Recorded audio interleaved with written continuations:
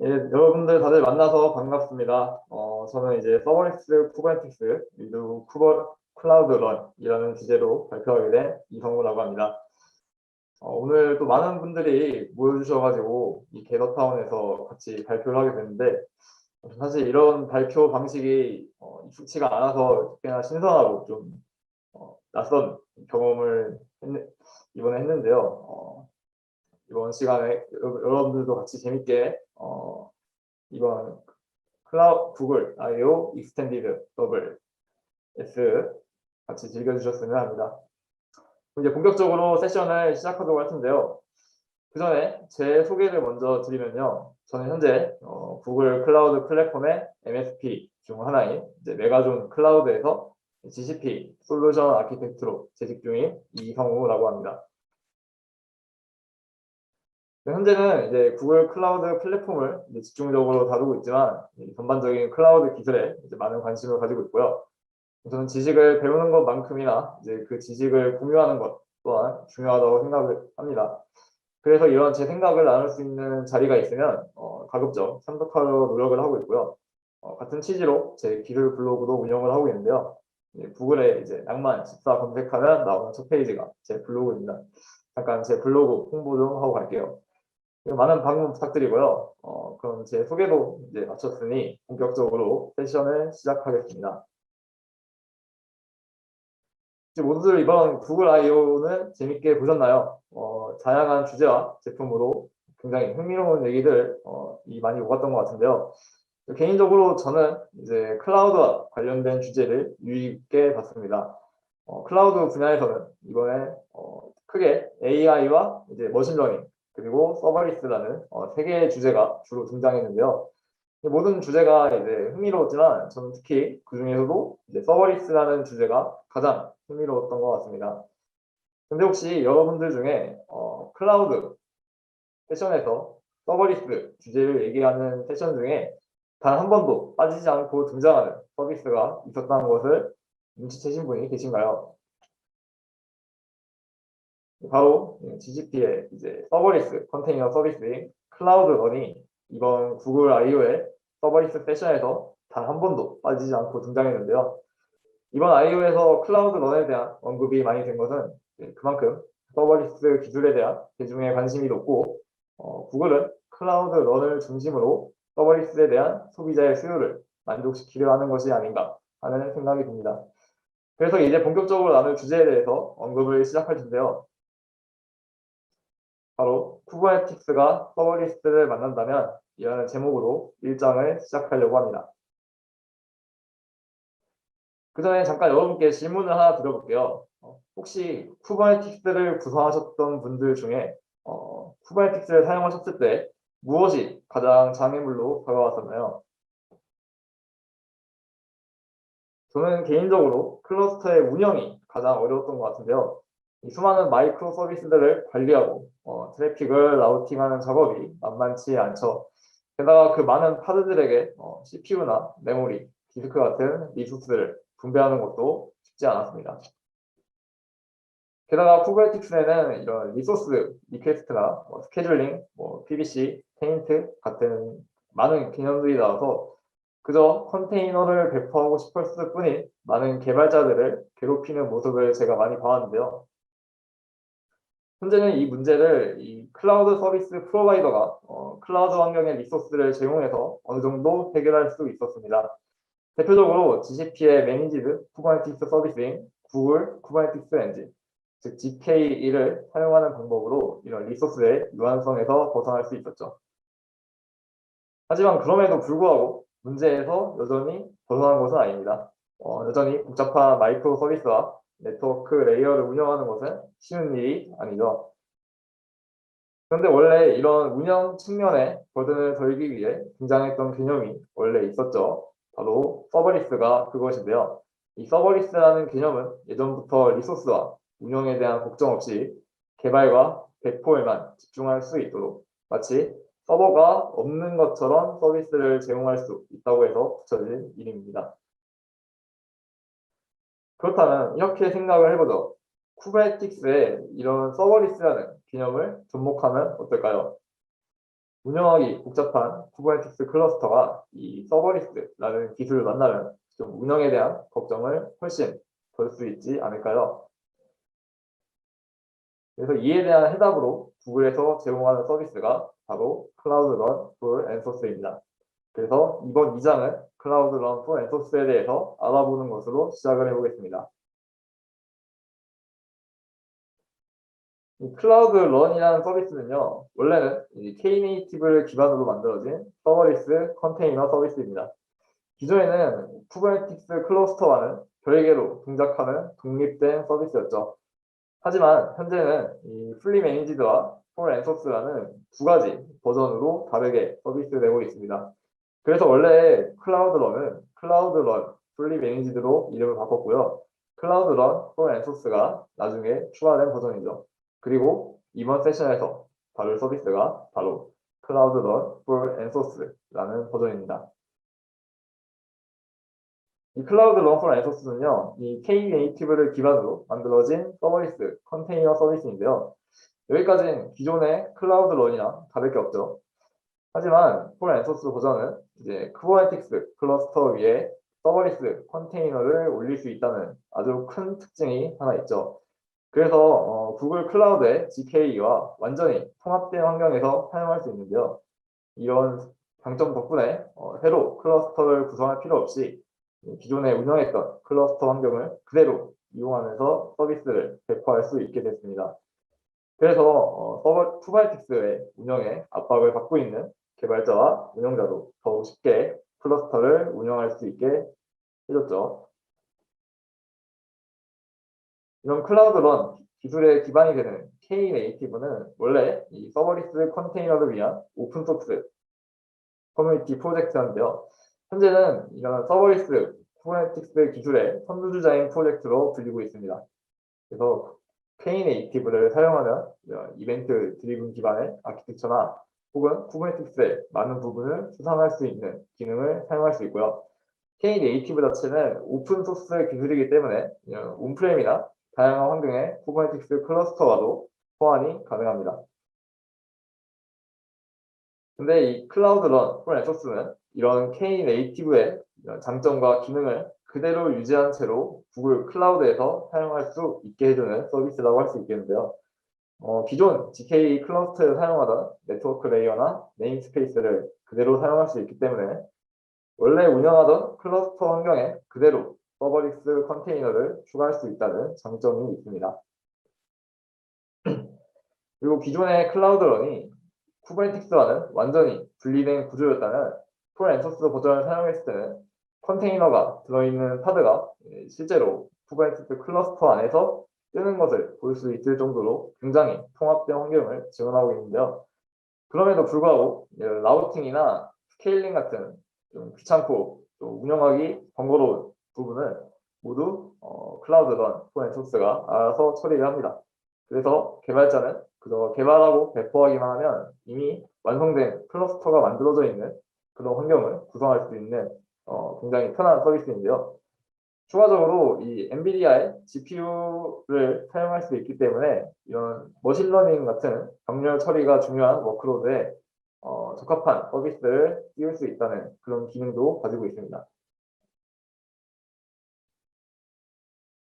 이런 클라우드 런 폴 앤소스의 프라이싱, 가격도 굉장히 중요한 부분 중에 하나일 텐데요. 이 프라이싱은 다른 클라우드 서비스와 마찬가지로 pay as you go, 그러니까 사용한 만큼만 비용을 지불하는 모델입니다. 근데 이 클라우드 런은 스케일 투 제로, 그러니까 전혀 이제 리소스를 점유하지 않는 기능 덕분에 리퀘스트가 없다면 아예 파드가 뜨지 않고요. 파드가 뜨지 않는다는 것은 CPU나 메모리에 대한 점유가 전혀 없다는 거죠.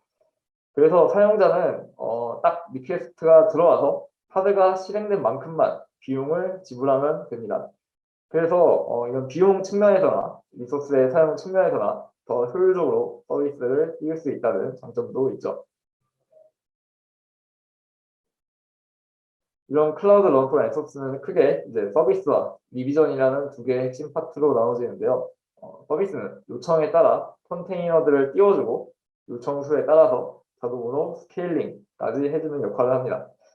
또 방금 말씀드렸던 것처럼 이제 스케일 투 제로, 그러니까 전혀 이제 리소스를 점유하지 않는 그런 기능이 있기 때문에 쿠버네티스 클러스터의 리소스를 효율적으로 사용할 수 있죠. 그 밖에 이 라우팅이나 컨피그도 관리해주기 때문에 이미지 외에 거의 모든 부분을 추상화한 그런 리소스라고 할 수 있습니다. 지금 보시는 이제 YAML 파일이 이제 서비스에 해당하는 매니페스트인데요. 저 스크린샷은 제가 직접 웹 콘솔상에서 찍은 화면입니다. 그래서 굳이 CLI 환경에 들어가지 않고도 이제 웹의 GUI 환경에서도 YAML 파일의 영세를 쉽게 볼 수 있죠. 그리고 YAML 파일 작성이 좀 번거롭다거나 부담스러우신 분은 웹 콘솔의 GUI 환경에서 마우스 클릭만으로 쉽게 서비스를 구성할 수도 있습니다. 또 다른 한 가지의 핵심 파트인 리비전은요, 컨테이너에 대한 버저닝이라고 생각하시면 되는데요. 우리가 수정된 버전의 컨테이너를 배포할 때마다 이 폴 앤 소스가 이 컨테이너들 별개의 서비스로 취급하는 것이 아니라 같은 서비스의 다른 버전으로 항상 인식하게 됩니다. 그래서 우리가 수정된 컨테이너를 배포하면 자동으로 트래픽을 수정된 컨테이너로 라우팅하게 되죠. 이를 통해 라우팅 동영상의 모든 리소스를 수정할 필요 없이 항상 클라우드런이 최신 버전의 컨테이너로 자동으로 라우팅을 설정합니다. 물론 원한다면 이제 다른 버전과 트래픽을 분할해서 가져갈 수도 있기 때문에 블루그린이나 롤아웃 같은 그런 배포 전략을 사용하실 수도 있고요. 이 리비전을 마찬가지로 웹 콘솔 환경에서 쉽게 관리할 수 있는데요.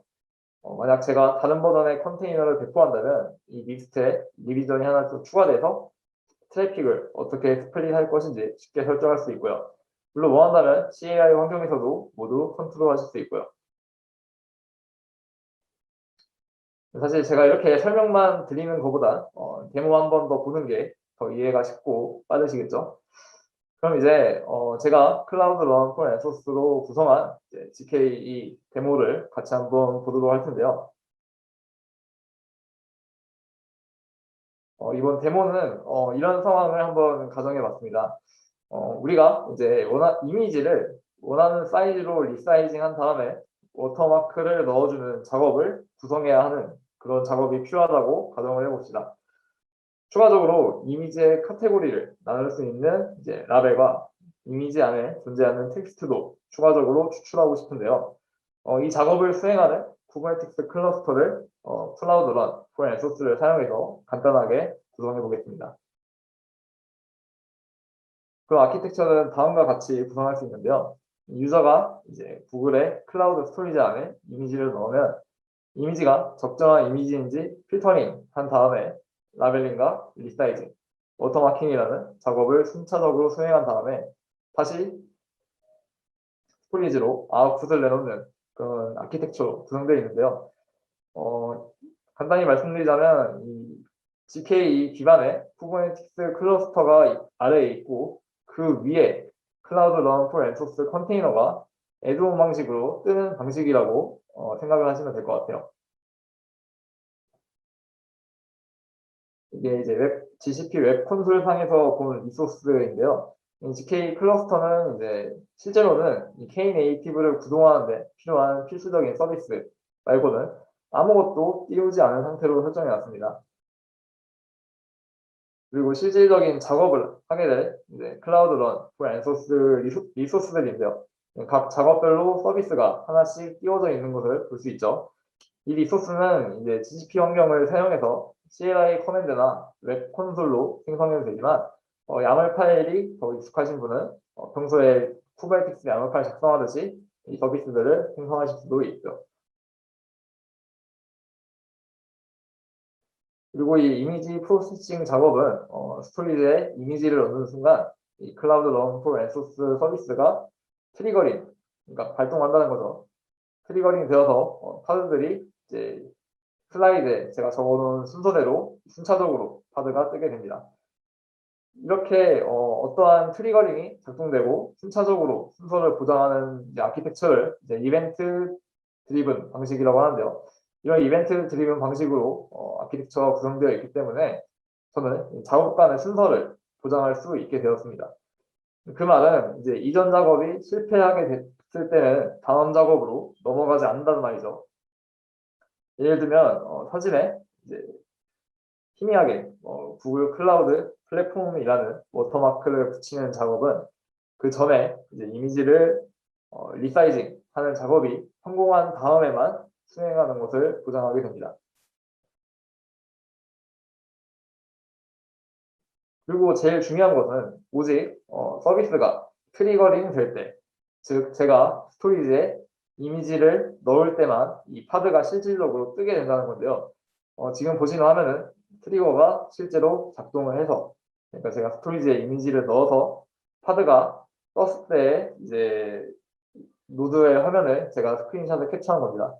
근데 만약 요청이 전혀 없는 상태라면 지금 보시는 파드는 어떻게 될까요? 네, 다음과 같이 방금 이전에 많이 보였던 파드들이 전혀 뜨지 않는 것을 볼 수 있죠. 즉, 요청이 없다면 리소스를 전혀 점유하지 않습니다. 하지만 반대로 요청이 너무 많아지게 되면 자동으로 스케일링 작업이 일어나기 때문에 파드가 방금보다 더 많이 늘어나게 되는데요. 이렇게 요청이 없는 경우 혹은 요청이 너무 많은 경우에도 정해진 워크로드를 아주 효율적으로 수행하게 됩니다. 이런 방식으로 서비스를 자원 효율적인 방식으로 혹은 비용 효율적인 방식으로 뛸 수 있다는 것을 저희가 함께 봤는데요. 그리고 제가 말씀드린 이 리비전의 동작에 대해서도 한번 살펴보겠습니다. 이 서비스의 새 버전을 제가 한번 배포했죠. 배포했을 때 클라우드 런 폴 앤 소스는 원래는 자동으로 새 버전으로 모든 트래픽을 라우팅하게 되는데요. 원한다면 제가 버전 간의 트래픽을 원하는 비율만큼 분할할 수 있다고 말씀드렸죠. 그래서 원래는 트래픽이 100%새 버전으로 가야 되는데도 불구하고 제가 3대 7의 비율로 구버전과 신버전으로 트래픽을 스플리팅 해놨습니다. 이런 방식을 사용하게 되면 제가 이미지를 넣었을 때 7대 3의 비율로 구버전과 신버전에서 이제 프로세싱된 이미지가 아웃풋으로 나오게 되겠죠. 그래서 만약 여러분들이 이런 블루그린 배포나 혹은 동시에 여러 버전을 사용해야 한다거나 혹은 구버전으로 롤백을 할 필요가 있을 때 등의 이런 다양한 디플로이먼트 전략을 이런 리비전이라는 것을 통해서 사용할 수 있다는 것을 같이 볼 수 있죠. 이렇게 데모까지 이제 봤는데요. 추가적으로 클라우드 런 폴 앤 소스의 기능을 조금 더 알아보고 마지막으로 지금까지 나왔던 얘기들을 한번 정리해보는 시간 가져보겠습니다. 우선 클라우드 런 폴 앤 소스를 통해 띄운 서비스들끼리는 모두 약결합 구조, 루즐리 커플링 컴포넌트라고 하죠. 굉장히 유연합니다. 제가 워크로드에서 어떤 서비스를 수정하거나 혹은 다른 서비스로 바꾸고 싶을 때 마치 레고를 갈아 끼우듯이 컴포넌트들을 바꾸기만 하면 된다는 거죠. 예를 들면 제가 이미지의 크기를 변경하는 리사이즈 서비스 대신 다른 서비스를 넣고 싶다면 그 서비스를 배포하고 트리거만 수정하면 끝입니다. 이게 클라우드 런 폴 앤 소스의 원조가 되는 K네이티브가 지향하는 아키텍처의 장점이라고 할 수 있겠는데요. 추가적으로 클라우드 런 폴 앤 소스의 서비스는 컨커런시 컨트롤을 지원하기 때문에 하나의 컨테이너가 최대 무려 80개까지의 요청을 동시에 처리할 수 있습니다. 그래서 요청마다 컨테이너가 하나씩 쓸 필요 없이 하나의 컨테이너만으로 여러 요청을 동시에 처리할 수 있는데요. 물론 CPU의 유틸라이제이션이 너무 높으면 요청을 그만 받고 스케일 아웃을 진행해야겠죠. 하나의 이제 컨테이너가 너무 많은 부하를 받으면 성능이 저하되니까요. 이럴 때 CPU 유틸라이제이션의 한계를 지정하거나 최대 받을 수 있는 컨커런시 수를 조정하는 방식으로 사용자가 직접 컨트롤이 가능합니다. 즉 자원 점유량이 너무 높으면 요청을 그만 받고 컨테이너를 수를 늘릴 수 있다는 거죠. 이런 식으로 조금 더 자연 효율적으로 서비스를 띄울 수 있는 이런 컨커런시 컨트롤을 제공을 하고 있고요.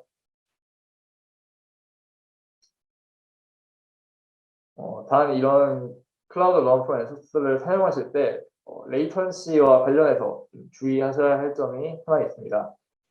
보시다시피 이 콜드 스타트가 처음에 일어나기 때문에 파드가 뜨지 않은 상태에서 리퀘스트를 받게 되면 이 처음 몇 번의 리퀘스트는 굉장히 늦게 응답하게 되는데요.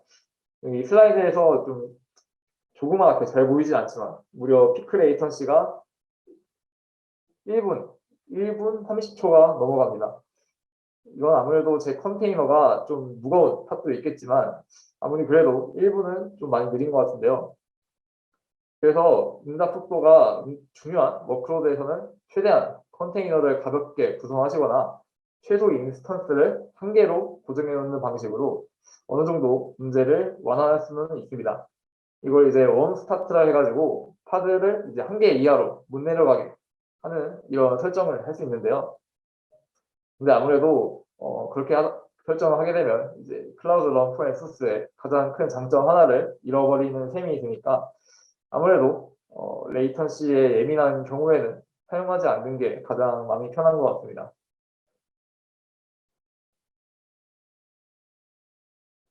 이렇게 클라우드 런과 통합된 쿠버네티스 클러스터의 가장 큰 장점은 쉬운 배포가 아닐까 싶습니다.